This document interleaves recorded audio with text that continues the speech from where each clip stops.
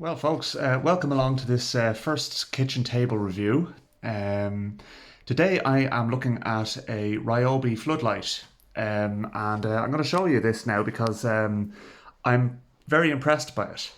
So this is what we're looking at here. I've actually already opened the box, but I had a look inside, and to say I am impressed, as I said, is an understatement. So let's have a look at it.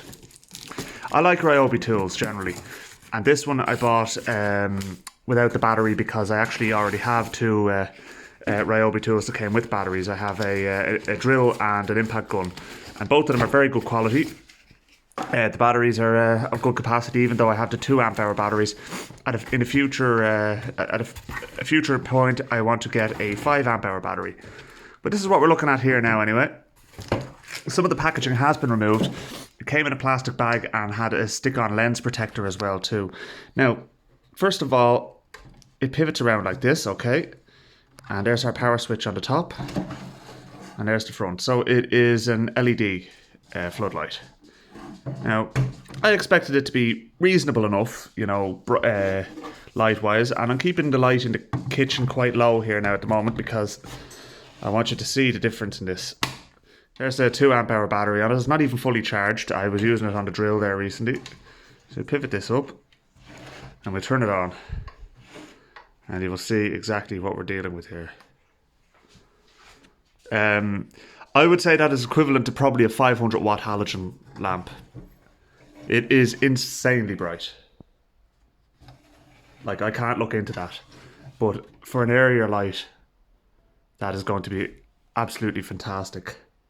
So, quality-wise, yeah, it's plastic, obviously. Everything's made of plastic these days. But it's got a nice quality feel to it. And there we go, there's a bit more light for you now. And it stores away neatly. Small hook on it as well too, there if you want to hang it up. And it can pivot around 360 degrees.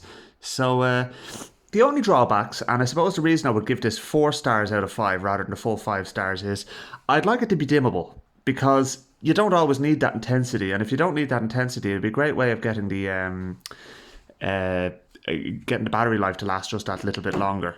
And also as well too, it was quite expensive for what it was. So between the price and the lack of dimmable function, that's where I'm going to knock 1 star off it.